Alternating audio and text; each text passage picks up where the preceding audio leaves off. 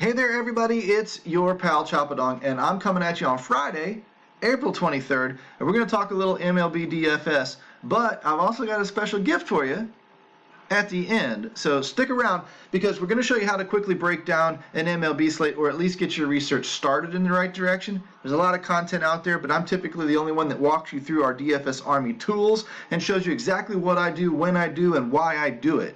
And the reason why is I want you building a repeatable process for yourself that you can do day in and day out and day in and day out. And then you can let the good and the bad variance flow through you. You're going to have hot streaks. You're going to have cold streaks. That's just the name of the game. It's a volatile game, but we like to play it. And we like to just drive ourselves mad, apparently, because we keep coming back for more.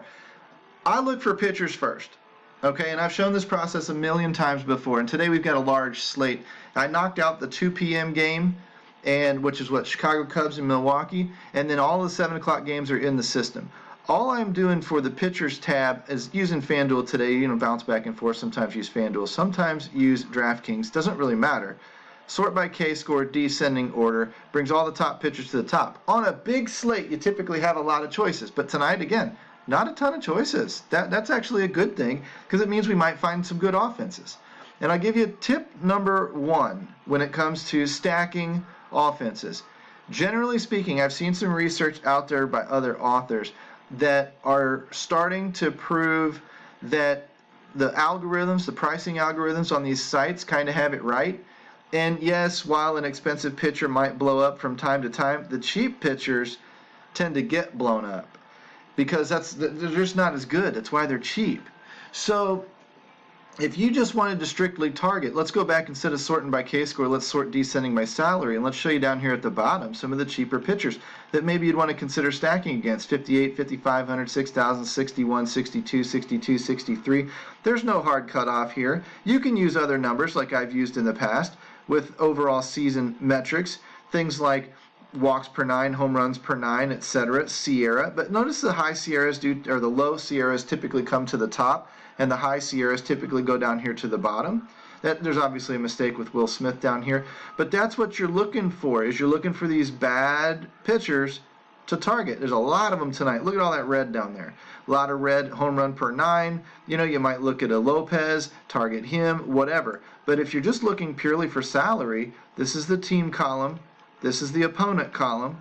You'd be looking for, Colorado's in a good spot. Seattle, Cincinnati, New York, Pittsburgh, Oakland, Detroit, Philly, Texas are probably all in good spots, whereas Washington, Toronto, San Diego, LA are facing better pitchers, probably not in good spots.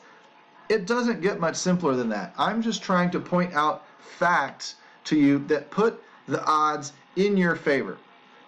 That may only give you a 20% chance of success in and of itself, because baseball is going to limit most of what you do just on its variance alone.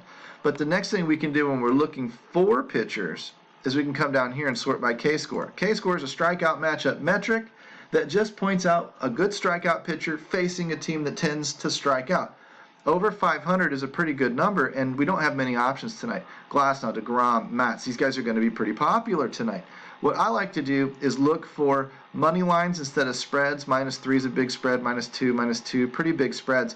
But I'm looking for the pitcher that is favored, hopefully favored by more than about a -150, because Vegas is giving support to the fact that teams should win the game.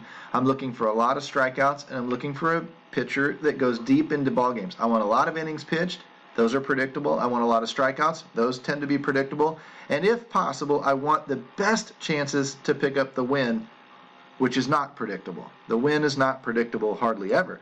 But I do want it. It helps. In the GPP winning lineup, the pitcher generally got the win and had a good night.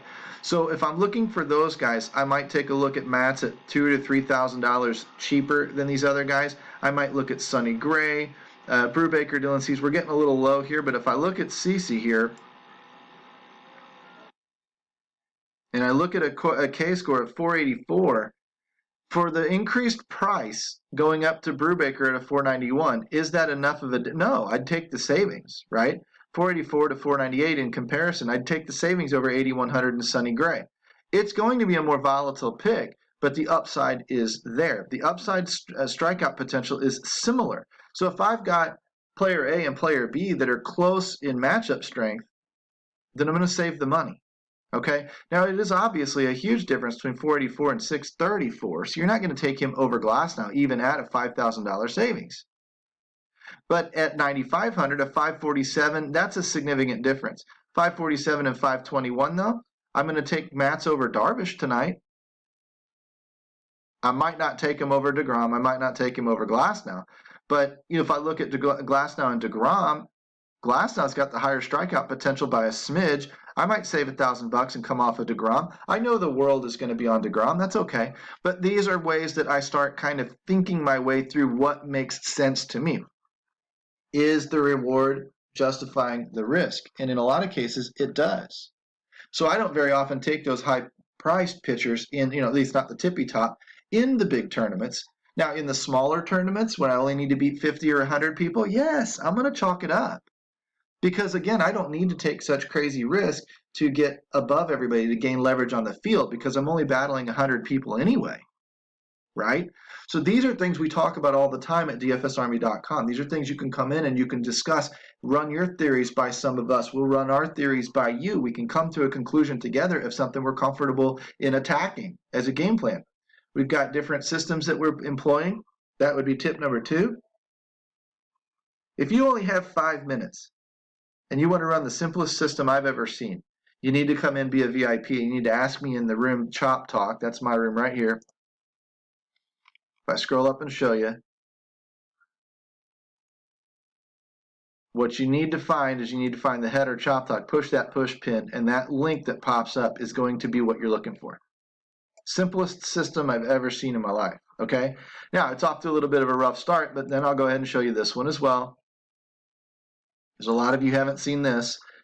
This is a tracker showing 100-man contests. So it's easy. 100-man, you finish first, you're in the top 1%. You finish 32nd, you're in the top 32%. You finish 75th, you're in the top 75%. Okay? So pretty easy to rank these things, and these over larger contests do tend to fit the percentile fairly well. So it's easy to track your contests and see how you perform. If I perform in the top 50% more than 50% of the time, here, 64% of the time, I'm profitable in 50-50s. The way I build my lineups. Top 30% more than 30% of the time, I'm profitable in triple ups or 10-man leagues. I'm cashing more often. In top 10%, I'm winning a 10-man league. Top 5%, I'm winning a 20-man league. Top 1%, I'm winning a 100-man league for 25x my money. That only happened 4 times over 87 contests, but that's like 5 or 6% of the time. If I'm only needing to do it 1% of the time or so to prove some profitability, I'm there. I'm way there. And if you look at the amount, if you attach the buy-ins to 87 samples, $87 in, $147 out, a lot of duds, but a lot of winners, boom, you're up, what? Not quite double your money. But it's a good grind to enter. Another strategy we can talk about if you feel like you need the help when it comes to DFS MLB. These are things that we're constantly talking about with our members. Now, if I'm going to show you the pitcher, I've also got to show you the bats. And I showed you a couple of ways to target some of those lower weaker bats. But the thing I like to do when I'm going into my domination station optimizer is use this trends tab. Okay, same thing. I knocked off the early game, right? And I've only got these guys left. Now what I'm going to do is I'm going to sort in ascending order to bring all the alphabetical guys to the top. I got all my Arizonas, Atlantas, Bostons, whatever. And I'm going to go searching for hot bats. I use 14-day sample sizes. Sometimes I use 7. But what I'm looking for, again, is hot bats. You cannot argue with me that Ronald Acuna is hot. That's if he plays today, but he's hot. 563 WOBA over 30 days. 400 is elite. He's an elite hitter over the large sample size of 2 to 3 seasons, but 563 right now is way hotter. He'll come back down to this number here. There's no doubt. Okay? There's no doubt. And Freddie Freeman's been hitting better over the last 2 years. There's no doubt. Freddie Freeman's not running quite as hot. He's still okay, but Acuna is the bat to be using right now. Now, he's going to be priced awfully high, but if he keeps doing this, his price will continue to climb, and he's still outperforming his price right now, meaning he still is bringing some value to your lineup. When you're looking for lineup, DFS building in general, you're looking for underpriced players that are outperforming their current salary. You're looking for value. And Ronald Acuna is bringing that right now. Is it more than some other guy? I don't know. But it's more than what it should be. Now, when he tails off and starts to regress back to his 413, of course, he's going to be overpriced for the next few weeks. Now his price will never come down as fast as it went up. And so it's going to render him relatively overpriced for a long time once that happens. But until that happens, we should be playing him. I look over here at the ISO. A 200 is a big number in ISO, and he's a 538 over 14 days. That's cuckoo. That's cuckoo for Cocoa Puffs. You guys ripping the cover off the ball. If you want to really get nuts, 400 here is elite, 200 here is elite. Add them together for a 600. Anything over a 600, 635 plus 538 is an 1100, almost 1200. That is nuts. That is legendary stuff, right? But that's what you're looking for. So how do I find it and whittle down the best of the best so that I'm only dealing with the best batters to set up? And then I'm going to run into my optimizer and I'm going to boost their projections so that they come forward more often. I'm targeting hot bats. I'm pulling those hot bats forward so that when I target an Atlanta stack tonight, most of it's going to have the hot bats in it. Or if I'm not using Atlanta, Acuna might pull in as a one-off in other lineups that are using two other teams that I'm stacking. That's the idea. That's going to build stronger lineups for you. If you agree with chasing hot bats like I do, yes, it's going to build stronger lineups. More potential, more upside, more winning chances. Period. End of story. So I take this number here and I filter it off. And I'll show you how. Because I haven't done the 14-day ISO yet. I come down here, I pick number filters, I go greater than, and then I pick a number. I like the number 200, but let's give it a little bit of wiggle room. On a big slate today, like if you saw yesterday's video, on a big slate like today, I'm going to have to get closer to that 400. Like yesterday was only 5 games, so I cut it off at 350 WOBA and like 170 ISO. Because I need a little bit of room to pick up those 20 to 40 bats that I want to boost the projections to. So on a slate like today, a bigger slate with many more options, there's going to be many other hotter bats, and I really only want to deal with the tippy top, the cream of the crop that's floating right there on top. I want to skim off the very top. So I need to raise my bar a little bit. Instead of a 350, I use a 380 or a 390. And ISO, instead of a 170, I use a 190. Okay, and I'm cutting that number down, and I'm going to scroll down here and see, okay, it's still a lot of bats. If I want, I can come up a little bit higher. Instead of 395, I can go all the way to 410. And that'll chop that list down a little bit more. And on ISO, I can go all the way down a little bit more to say 205. Chop a few more names off of there. See how that list shrinks a little bit? Now I'm probably in that 20 to 40 range in bats. So now that I'm alphabetically listed, I'm going to go through my domination station and I'm going to put an Adore, a boost of 15% on Carson Kelly, David Peralta, and Eduardo Escobar. I'm going to go to Atlanta, Freeman, Acuna, Heredia if he starts, and then Baltimore's only got one dude in Freddie Galvis that meets the criteria right now. Doesn't mean other guys won't have a great night. It just means that I want Freddie Galvis in most of those stacks and most of those lineups. I'll let the other stuff filter in and out, and hopefully I catch it right. That this is one way to go through into it. Boston, J.D. Martinez, Bogarts, Verdugo, Devers. Who dropped off last night? Kike dropped off.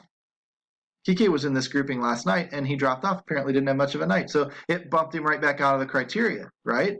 I would also look up BVP against Kikuchi, and I might bring in, maybe Devers doesn't hit him very well, so I might actually downgrade Devers a little bit. Or maybe Kike hits Kikuchi really well, and so I would bring him back into the fold.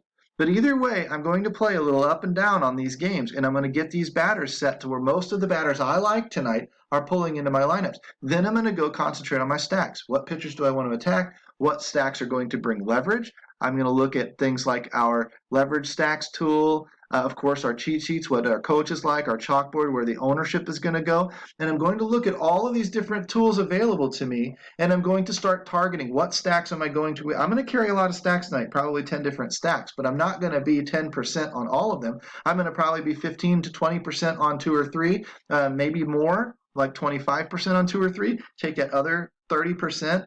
And kind of divvy it out so that I've got some just in cases. I want to go hard on a few key areas, and then I want to have some just in cases in case I have that big night. And that's generally how I'm going to do it. If you want words like this, you want advice like this, you want discussion like this, you need to be a VIP at dfsarmy.com. Use coupon code CHOP, CHOP, get that 10% discount, and get in here on Friday payday and start winning more often.